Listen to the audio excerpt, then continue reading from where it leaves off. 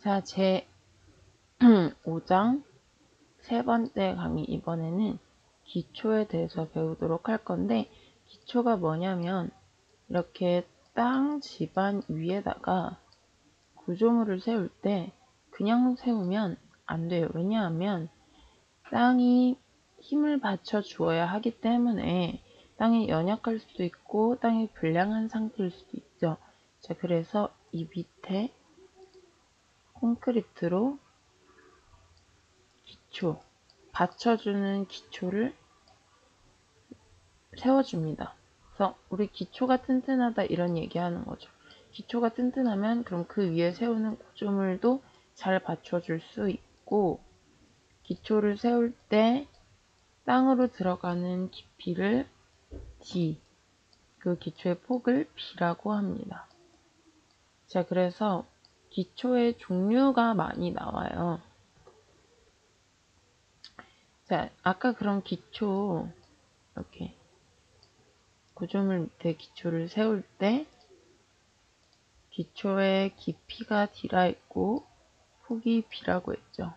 그래서 깊이와 폭의 비율에 따라서 나누는데, 폭 B분의 깊이 D, B분의 D, 이게 1보다 작으면 얕은 기초라고 해요. 이게 무슨 말이냐면, 이걸 다시 보면은 D가 양쪽에 이 밑에 B를 없애서 보면 이렇게 폭 B가 그 깊이 D보다 어떻다? 훨 깊다. 훨 크다. 그러니까 폭이 엄청 긴 거예요. 그러니까 적당히 이렇게 기초가 아니라 이렇게 깊이에 비해서 폭이 긴 거죠. 그러니까 깊이는 어때요? 얕은 거예요. 그래서 B분의 DF가 1보다 작으면 무슨 기초라고 하냐면 얕은 기초라고 하고, 옆에다가 적어 둘게요. 얕은 기초랑 같은 말로 직접 기초. 땅 밑에 바로 직접 들어갔다 해서 같은 말로 직접 기초라고 합니다. 자, 그래서 얕은 기초 또는 직접 기초의 종류를 알아두셔야 돼요. 독립 후팅 기초. 후팅은 후팅이란 말이에요. 후팅. 후팅에서 풋이 뭐예요? 발이죠. 땅을 발에 딛고 구조물이 딛고 서 있다, 튼튼하게 서 있다라는 거고, 독립이란 말은 말 그대로 독립돼 있다, 한계란 얘기예요. 기둥이 한 개. 그래서 어떻게 생겼냐면, 땅이 이렇게 있으면 기초를 이렇게 판때기만 있는 게 아니라 그 위에 기둥 하나도 같이 세워서 더 튼튼하게. 그래서 한 개의 기둥으로 지지되는 걸 독립 후팅이라고 하고, 연속 후팅은 기둥이 한 개만 있는 게 아니라 두 개 이상의 기둥. 자, 그리고 복합 후팅, 전면 기초, 이렇게 해서 얕은 기초, 직접 기초의 종류 4가지 꼭 보시기 바랍니다. 그러면 얕은 기초 말고 191페이지 먼저 갈게요. 깊은 기초는 말 그대로 땅 안으로 기초가 깊게 들어간 거예요. 그러면 깊이 D하고 폭 B가 있을 때 얘가 더 크겠죠. 깊이가. 자, 그래서 그 값이 1보다 커지면 무슨 기초라고 한다? 깊은 기초라고 합니다. 자, 깊은 기초의 종류는 말뚝, 피어, 케이슨이 있는데, 말뚝은 무슨 말이냐면 땅 안에 말 그대로 말뚝을 깊게 박은 걸 말뚝 기초라고 해요. 자, 그리고 피어 기초는 여기 192페이지에 있는데, 피어 기초는 어디서 만든다? 현장에서 만드는데, 이렇게 땅에 구멍을 뚫고 그 안으로 콘크리트를 깊게 박은 걸 피어 기초라고 합니다. 자, 그리고 케이스는 우물통이라고 생각하시면 돼요. 케이스가 무슨 말이에요? 뭘 담는 통, 케이스라 하죠. 케이슨. 자, 그래서 수상, 보통 물에서 많이 사용하는데 이렇게 깊고 크게 만든 우물통 같은 걸 케이슨이라고 해요. 그래서 다시 정리해보면 값 B분의 D가 1보다 작을 때 얕은 기초 또는 직접 기초라고 하고 그 직접 기초의 종류 이렇게 4가지가 있고 반대로 B분의 D가 1보다 크면 기초 깊이가 깊게 들어갔다 해서 깊은 기초라고 하고 종류는 이렇게 3가지 말뚝, 피어, 케이슨 3가지가 있다. 자, 근데 말뚝 기초에서 이거 하나 볼게요. 지지 말뚝. 지지 말뚝은 말 그대로 말뚝이 지지한다는 건데 어딜 지지하냐면 이렇게 땅에 말뚝을 박았을 때 여기 끝부분, 윗부분, 위에 끝부분을 선단이라 해요. 선단, 끝단자 써서 선단. 상부의 집안을 관통해서 힘이 버티는 거예요. 상부의 연약 집안을 관통해서. 자, 그래서 지지말뚝은 다른 지지말뚝이라고도 하고 선단 지지말뚝이라고도 합니다. 자, 그래서 지금까지 설명한 거 문제 한번 풀어볼게요. 208페이지 보겠습니다. 208페이지에 2번 보도록 하겠습니다. 2번에서 슬래브의 폭 2m고 기초의 깊이가 1m일 때 얘는 어떤 기초가 될까라고 물어본 거예요. 땅이 이렇게 있고 기초를 박는데 깊이는 D 1m고 폭 B가 2m래요. 자, 그럼 어떻게 계산한다 했죠? B분의 D로 계산한다 했죠. B분의 D는 폭이 2m, 깊이가 1m. 얘 계산하면 값이 0.5가 나와요. 얘는 뭐보다 작은 거예요? 1보다 작으니까 그 값이 1보다 작으면 무슨 기초라고 했죠? 얕은 기초 또는 직접 기초라고 했죠.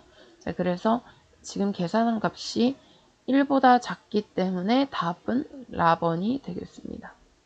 3번도 이어서 그러면 다음 중 직접 기초에 해당하는 거 아까 직접 기초에 해당하는 거 4가지 있다 했죠. 독립 푸팅, 연속 푸팅, 복합 푸팅, 전면 기초. 자, 그래서 3번 문제 풀어보면 가번 푸팅 기초가 되고 나머지 나, 다라, 말뚝, 피어, 케이스는 무슨 기초예요? 깊은 기초에 해당하게 됩니다. 자, 그 다음에 209페이지로 가볼게요. 209페이지 7번 상부의 구조물에서 오는 화중을 연약한 집안을 통해 견고한 지층으로 전달시키는 기능을 가진 말뚝. 말뚝은 말뚝인데 상부 구조물에서 오는 힘을 버틴대요. 뭐라 했죠 아까? 위에서 오는 힘 버틴다는 거 뭐라 했죠? 지지말뚝, 선단 지지말뚝이라 해서 답이 되겠습니다. 자, 그 다음에 210페이지 볼게요. 다음은 그림에 해당하는 기초는 어느 기초인가? 바닥이 있고 기둥이 1개 있어요. 기둥 1개 있는 거 아까 뭐라 했죠? 기둥 1개, 독립 푸팅이다. 자, 11번 깊은 기초의 종류가 아닌 거. 깊은 기초의 종류 뭐뭐 있었다 했죠? 말뚝, 피어, 케이슨, 말피케, 말뚝, 피어, 우물통을 다른 말로 케이슨이라고 해요. 알아두세요. 우물통이 케이슨이다. 자, 그래서 답은 답번이죠. 전면 기초는 어디에 해당해요? 깊은 기초가 아니라 얕은 기초에 해당한다. 자, 12번 또 나왔죠. 기초의 폭이 B고 깊이가 D일 때 얕은 기초가 되는 조건은 숫자는 1이에요. 근데 그거보다 작다, 크다? 작을 때 얕은 기초가 된다. 자, 14번도 한번 보도록 하겠습니다. 현장에서의 안반층이 적절한 깊이 내에 위치할 경우, 현장에 안반층이 이렇게 있는데, 돌덩어리 안반층이 이렇게 있는데, 여기에 지금 건물을 세우고 싶어요. 그래서 상부 구조물의 하중을 연약한 지반을 통해 안반으로 전달하는 거. 자, 아까 뭐라 했죠? 상부 구조물 나오면 뭐 고르라고요? 선단, 지지말뚝. 답은 라번이 되겠습니다. 15번도 풀어볼게요. 다음 기초의 종류 중 직접 기초가 아닌 거. 자, 답은 말뚝 기초는 직접 기초가 아니라 뭐였죠? 깊은 기초. 자, 이런 식으로 깊은 기초와 얕은 기초의 종류를 꼭 구분하셔야 합니다. 자, 211페이지 16번 볼게요. 구조물의 하중을 굳은 집안에 전달하기 위해 수직공을 구질착하여 그 속에 현장 콘크리트를 채운 거. 자, 집안이 너무 딱딱한 거야. 땅이 너무 딱딱해서 여기에 구멍을 뚫어가지고 이 안에 콘크리트를 채운 거. 이 안에 콘크리트로 말뚝을 채운 건데 어디서 한다? 현장에서 하는 거. 아까 무슨 기초라고 했죠? 피어 기초. 답은 가번이 되겠습니다. 자, 이렇게 해서 깊은 기초와 얕은 기초의 종류를 꼭 구분하셔야 하고, 다시 190페이지로 넘어와서 190페이지 5번의 강성기초와 연성기초 별표 치고 그림에 별표 쳐볼게요. 자, 강성기초라는 건 기초가 버티는 강성도가 너무 큰 거예요. 자, 너무 큰 걸 강성기초라고, 연성기초는 강성기초보다는 좀 약해요. 휨 강성을 갖지 않는 거. 자, 근데 여기서 강성기초와 연성기초의 뜻을 아는 것보다 중요한 거는 강성기초와 연성기초를 땅에 박았을 때 점토와 모래, 땅의 종류에 따라서 생기는 힘이 달라요. 자, 그림을 보면 지금 먼저 강성기초예요. 점토가 있고 모래가 있어요. 모래는 다른 말로 사질토라고 합니다. 모래 사자를 써서. 자, 모래에다 기초를 박았을 때 생기는 힘은 이렇게 둥글게 생기고 위로 둥글게, 그리고 모래 사질토 집안은 아래로 둥글게 생기죠. 자, 그래서 이걸 말로 표현해보면 점토 집안에 강성 기초를 심었을 때 가운데에는 힘이 어때요? 작고 끝으로 갈수록 힘이 어떻게 돼요? 커져요. 그럼 반대로 모래 집안에 강성 기초를 심었을 때 가운데 부분에 힘은 어때요? 크고 끝부분의 힘은 작아요. 그럼 이제 이것과 완전 반대로 뒤집어져요. 연성 기초를 땅에 심으면 점토 집안에는 아까와 반대로 아래로 볼록해서 가운데에 힘이 많아지고, 모래는 이때와 반대로 가운데 힘이 적어집니다. 그래서 4개를 한 번에 다 못 외우겠다 하면은 이거 하나만 외워주면 나머지는 다 반대로 되겠죠. 자, 문제를 풀면서 한 번 더 익혀보도록 할게요. 문제 209페이지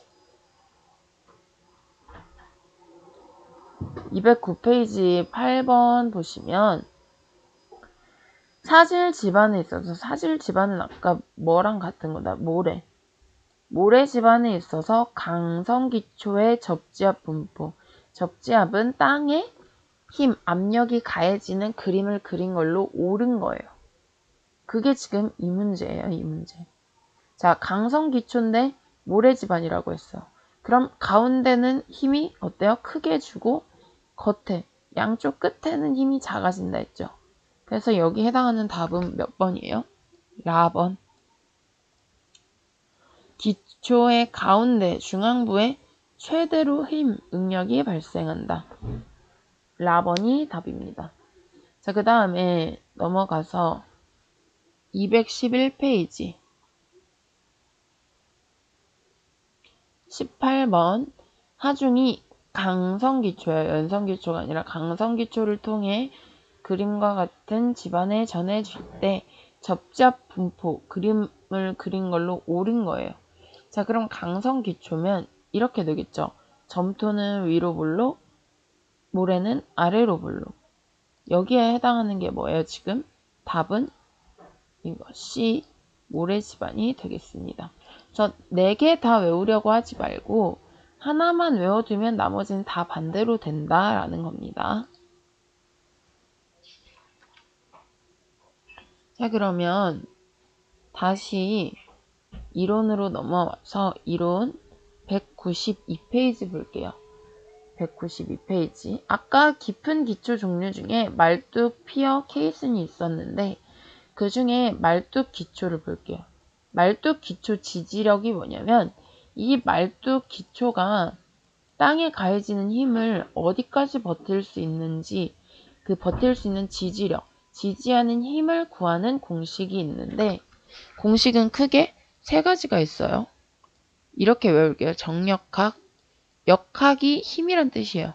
정력학, 동력학, 말뚝, 제약. 그래서 정동말로 외우도록 하겠습니다. 정동말. 자, 그러면 이거랑 관련된 문제 209페이지로 넘어가서 문제를 풀어보면 209페이지 6번 말뚝의 지지력을 구하는 방법이 아닌 거. 아까 말뚝 지지력 구하는 식 3개 있다 했죠. 정, 동, 말. 정력학, 동력학, 말뚝, 제약. 정력학, 맞고, 동력학, 맞고, 말뚝 제하라고 했죠. 틀린 건 4번이 되겠습니다. 자, 그 다음 다시 이론으로 넘어와서 이론 192페이지 볼게요.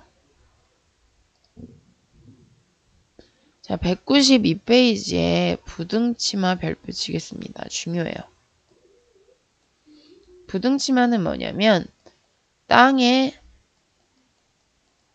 기초를 놓고 그 위에 구조물을 놨을 때 말 그대로 땅이 꺼지면서 구조물이 이렇게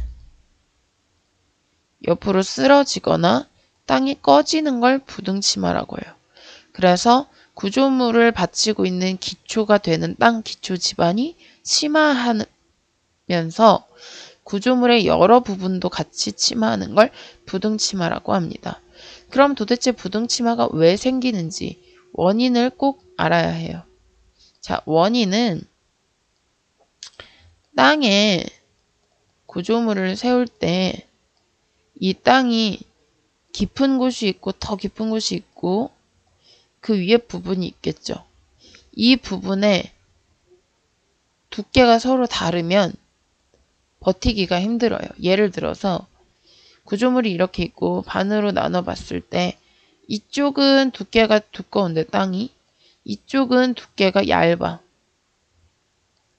자, 그렇게 해서 이 밑으로는 다 물이에요. 예를 들면 그러면 여긴 두꺼우니까 왼쪽은 잘 버티겠지만 오른쪽은 얇으면 오른쪽으로 이렇게 쓰러지게 되겠죠.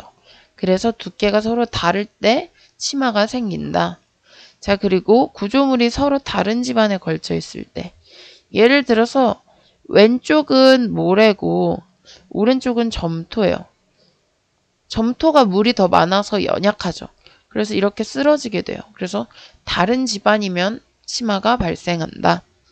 자, 그리고 3번 구조물이 경사지에 있을 때 이렇게 말 그대로 경사지에 있으면 시간이 지나면서 아래로 내려가겠죠. 그래서 경사지에 있을 때 4번은 당연한 거예요. 집안이 너무 연약할 때. 자, 그리고 5번 지하수위가 나타날 때 부분적으로 변화하는 거. 지하수위 물이 땅 밑에 너무 많으면 물이 많으면 땅이 약해진다 했죠. 콘크리트도 마찬가지로 물이 너무 많으면 안 좋다고 했잖아요. 자, 그래서 물이 많으면 이런 원인들로 인해서 부등치마가 생긴다. 자, 그래서 문제 한번 풀어보도록 하겠습니다. 208페이지 1번. 부등치마를 일으키는 원인이 아닌 거. 두께가 서로 다를 때, 지하수위가 나타날 때, 서로 다른 집안에 있을 때. 답은 해당하지 않는 가번이 답이 되겠습니다.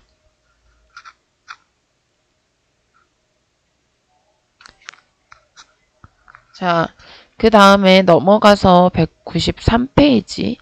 이거 예전에 1학년 때도 했을 텐데, 옹벽이라는 건 낮은 땅이 있고 높은 땅이 있을 때 이렇게 높은 땅에서 흙이 내려올 수가 있죠.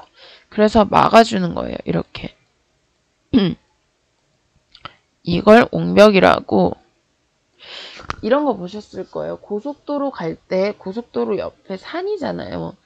그게 못 내려오게 옆에 다 막아두죠. 그런 걸 옹벽이라고 하는 거예요.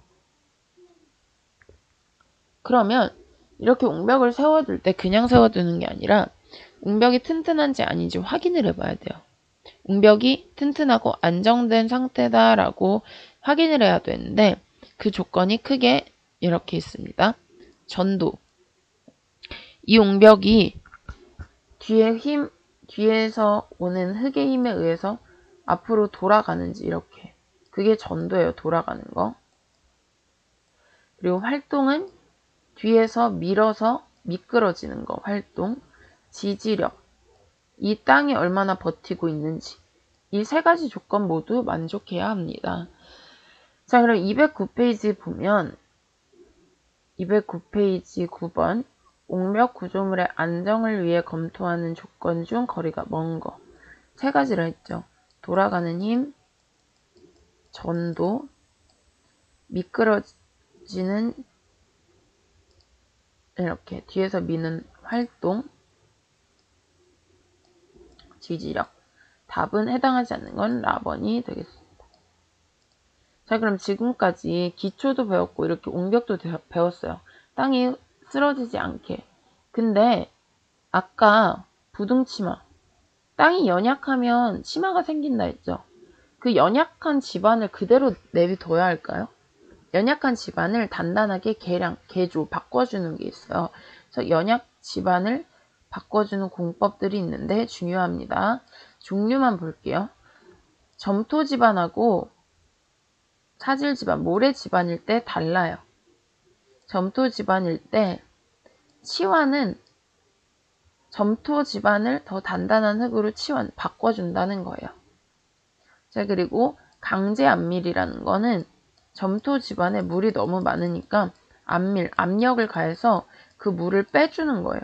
그럼 더 단단해지겠죠. 자, 그리고 수직 배수라는 건 배수 배웠어요. 배수가 뭐라 했죠? 안에 있는 물을 빼주는 거. 점토는 물이 많기 때문에 연약한 거거든요. 그래서 물을 빼주는 거 수직 배수. 그래서 이거 종류 꼭 보세요. 드레인이 영어로 배수예요. 그래서 샌드 드레인, 페이퍼 드레인, 팩 드레인. 자, 그리고 기타도 한 번씩 보시고.